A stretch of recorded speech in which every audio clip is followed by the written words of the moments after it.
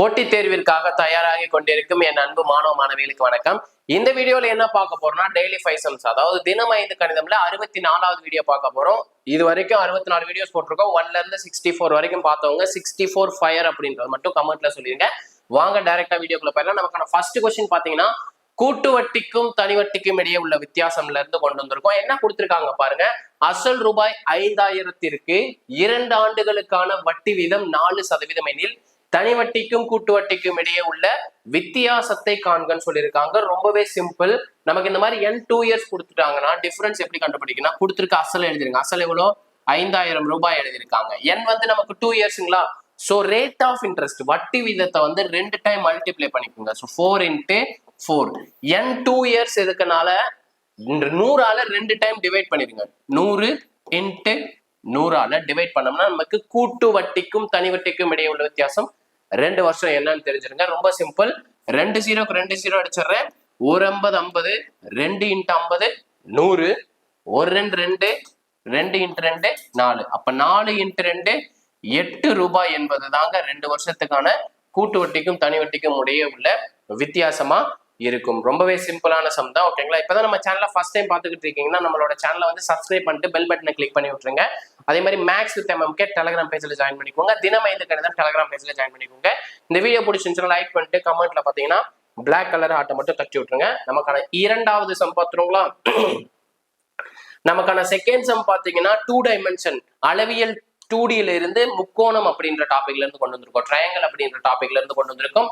அதுவும் சமபக்க முக்கோணம் ஈக்குவலேட்டரல் ட்ரையாங்கிள் இருந்து கொண்டு வந்திருக்கோம். என்ன கொடுத்திருக்காங்க பாருங்க. ஒரு சமபக்க முக்கோணத்தின் சுற்றளவு 24 சென்டிமீட்டர் எனில் அதன் பரப்பளவு நமக்கு என்ன கொடுத்திருக்காங்க? சமபக்க முக்கோணம்னு சொல்லியிருக்காங்க. ஸோ 3 சைடுமே சமமா இருக்கும்.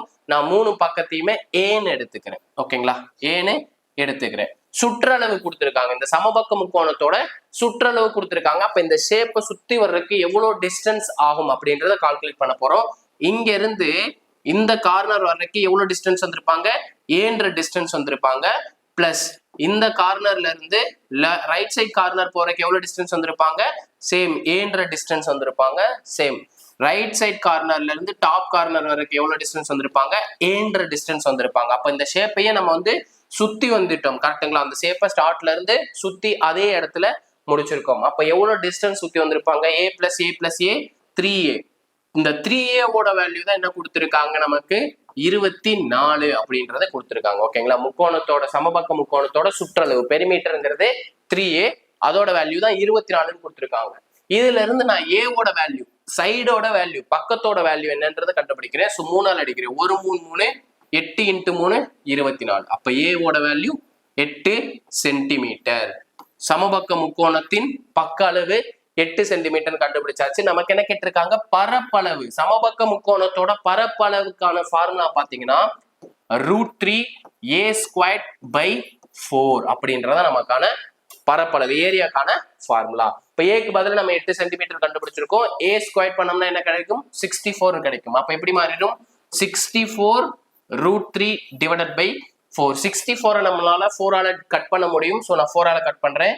1 நாள் 4, 1 நாள் 4, 6ல ஒரே ஒரு நாள் மட்டும்தான் இருக்கு. பேலன்ஸ் 2.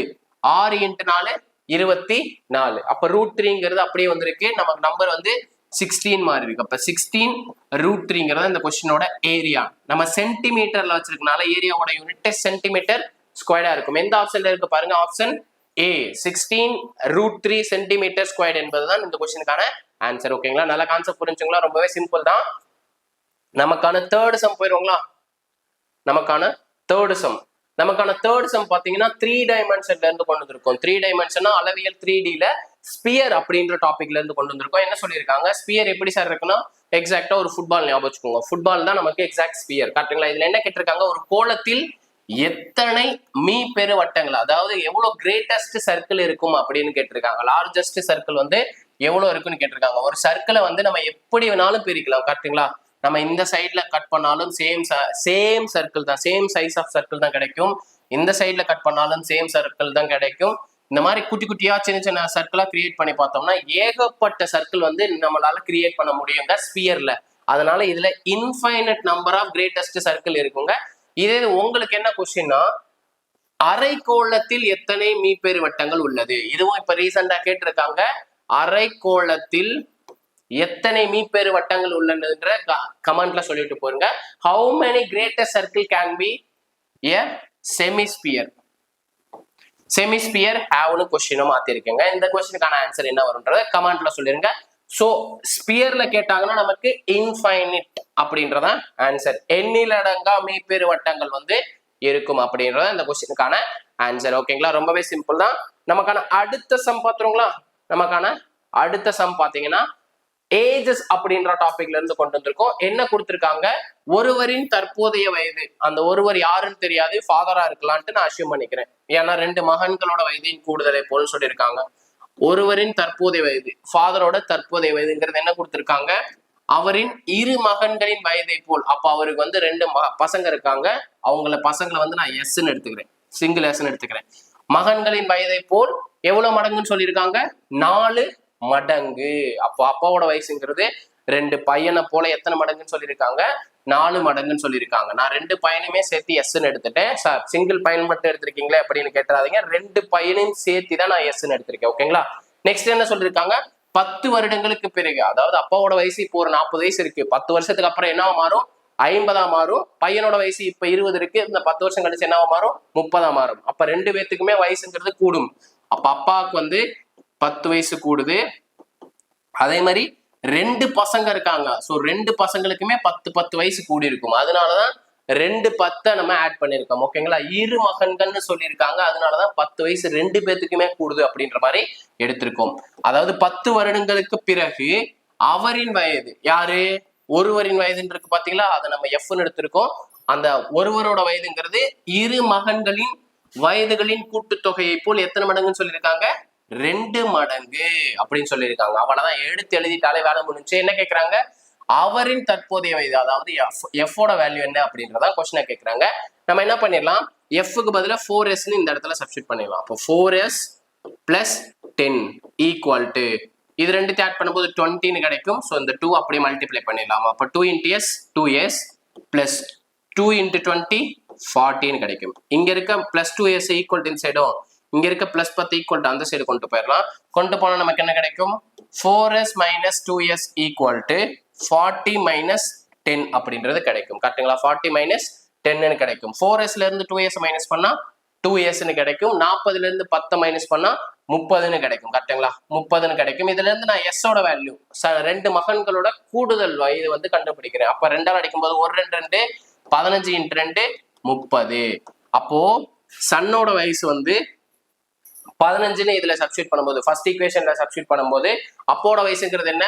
4 டைம்ஸ் ஆஃப் எஸ்ன்னு கொடுத்துருக்காங்க. அப்பாவோட வயசு தான் கேட்டிருக்காங்க. 4 × 15 மல்டிப்ளை பண்ண ஆன்சருங்க 4 × 15 60 என்பது அந்த கொஸ்டினுக்கான ஆன்சர். ஓகேங்களா, அப்ப ஃபாதரோட வயசு எவ்வளவு இருக்கு? 60 வயசு இருக்குங்க. ஓகேங்களா, நம்ம எந்த ஒரு ஃபார்முலா யூஸ் பண்ணல, அவங்க சொன்னது அப்படியே எழுத்து மட்டும் தான் எழுதிருக்கோம். எடுத்து எழுதி ப்ரொசீட் பண்ணாலே போதுங்க, நமக்கு ஏஜ் சம்ங்கிறது ஈஸியா போயிருங்க. ஓகேங்களா, நமக்கான அடுத்த கொஸ்டின் பாத்துருங்களா? நமக்கான அடுத்த கொஸ்டின் பாத்தீங்கன்னா நமக்கு ஆவரேஜ், சராசரி அப்படின்ற டாபிக்ல இருந்து கொண்டு வந்திருக்கோம். ரொம்பவே சிம்பிள் தான். என்ன கொடுத்திருக்காங்க? 5 எண்களின் சராசரி அப்படின்றத 40ன்னு கொடுத்திருக்காங்க. நான் இதுல இருந்து கூடுதல் கண்டுபிடிக்கிறேங்க. கூடுதல்ங்கிறது ஒண்ணு இல்ல, இந்த 5 நம்பரையும் 40 மல்டிப்ளை பண்ணா கூடுதல் கிடைக்கும். அப்ப 5 × 40 தான் நமக்கு கூடுதல். இதுல என்ன சொல்லியிருக்காங்க? அவ்வெண்களில் ஒன்றை நீக்கும் போது, அதாவது 5 நம்பர் இருக்கு, அதுல இருந்து ஒரு நம்பரை நீக்க சொல்லியிருக்காங்க. நீக்கணும்னா குறைக்க போறோம்னு அர்த்தம். அதனால நான் மைனஸ் எடுத்துக்கிறேன். அந்த நம்பர் வந்து நமக்கு என்னன்னு தெரியாது. ஸோ நான் எக்ஸ்ன்னு எடுத்துக்கிறேன். ஓகேங்களா, நீக்க போற நம்பர் வந்து எக்ஸ்ன்னு எடுத்துக்கிறேன். நமக்கு மொத்தம் 5 நம்பர் இருந்துச்சு, அதுல இருந்து ஒரு நம்பரை நீக்கிட்டோம்னா நமக்கு மொத்தம் எத்தனை நம்பர் இருக்கும்? 4 நம்பர் இருக்குங்களா? அதை டினாமினேட்டர்ல போட்டுருங்க. டினாமினேட்டர்ல போடும்போது என்ன சொல்றாங்க? சராசரியின் மதிப்பு 10 குறைந்தால், ஆல்ரெடி சராசரிங்கிறது நமக்கு 40 இருக்கு, இதுல இருந்து என்ன சொல்லியிருக்காங்க? 10 குறையுதுன்னு சொல்லியிருக்காங்க. குறையுதுன்னா மைனஸ் பண்ணிருங்க. அப்ப 40ல இருந்து 10 மைனஸ் பண்ணா 30ன்னு கிடைக்குங்க. 30ன்னு கிடைக்கும். அப்ப என்ன கேட்கறாங்க? நீக்கப்பட்ட எண், டெலிட்டட் நம்பர் வந்து என்னன்னு கேட்டிருக்காங்க. ஓகேங்களா, இதை சிம்பிளை பண்ணாலே நமக்கு ஆன்சர் கிடைச்சிருங்க. 5 × 4 20, அப்ப 200ன்னு கிடைக்கும். மைனஸ் எக்ஸ், இங்க இருக்க டிவிஷன்ல இருக்க 4 வந்து நான் ஈக்குவல் டு சைடு கொண்டு போகும்போது மல்டிபிளிகேஷன்ல போகும். அப்ப 30 × 40 120. இங்க இருக்க பிளஸ் 120 ஈக்குவல் டு இந்த சைடும் மைனஸ் எக்ஸ் ஈக்குவல் டு அந்த சைடு கொண்டு போறேன். கொண்டு போனா என்ன கிடைக்கும்? 200 மைனஸ் 120 ஈக்குவல் டு எக்ஸ். 200ல இருந்து 120 மைனஸ் பண்ணும்போது நமக்கு என்ன கிடைக்கும்? 80 அப்படின்றது கிடைக்கும். ஓகேங்களா? அப்ப எக்ஸோட வேல்யூ என்ன? 80 என்பது தான் இந்த கொஸ்டினுக்கான ஆன்சர். ஓகேங்களா? ரொம்ப சிம்பிள் தான். இது அப்படியே நான் உங்களுக்கு ஃபார்முலாவா கொடுத்துறேன். ஓகேங்களா? ஃபார்முலாவா கொடுத்துறேன், நோட் பண்ணி வச்சுக்கோங்க.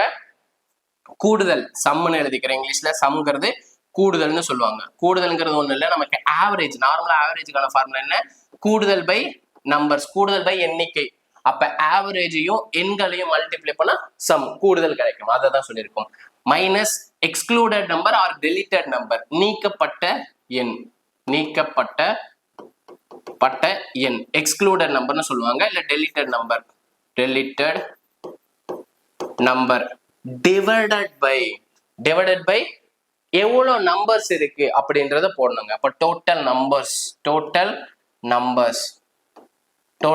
நம்பர்ஸ் இது ரெண்டுத்தையும் டிவைட் பண்ணா நமக்கு என்ன கிடைக்கும்னா ஆவரேஜ் அப்படின்றது கிடைக்குங்க. ஓகேங்களா? இதாங்க அதுக்கான ஃபார்முலா. ஸோ நோட் பண்ணி வச்சுக்கோங்க. ரொம்பவே சிம்பிள் தான். இன்னைக்கான 5 சம் அவ்வளவுதாங்க. ஓகேங்களா? இதுக்கான பிடிஎஃப் எங்க சார் இருக்குன்னா நம்மளோட மேக்ஸ் வித் எம்எம்கே டெலகிராம் பேஜ்ல உங்களுக்கு இதோட பிடிஎஃப் வந்து கொடுத்துறோம். ஆர்எல்ஸ் வந்து இந்த வீடியோக்கு கீழே டிஸ்கிரிப்ஷன் இருக்கும், அந்த வீடியோக்கு கீழே டிஸ்கிரிப்ஷன்ல லிங்கை கொடுத்துரும். கிளிக் பண்ணி டவுன்லோட் பண்ணி யூஸ் பண்ணிக்கோங்க. முக்கியமா மேக்ஸ் வித் எம்எம்கே டெலகிராம் பேஜ்ல ஜாயின் பண்ணிக்கோங்க. தினம் 5 கணிதம் டெலகிராம் பேஜ்ல ஜாயின் பண்ணிக்கோங்க. இதே மாதிரி அடுத்த பார்ட் வீடியோடன் சந்திக்கிறேன். அதுவரை உங்களிடமிருந்து விடைபெறுவது நான் உங்கள் மேக்ஸ் மதன். தேங்க்யூ.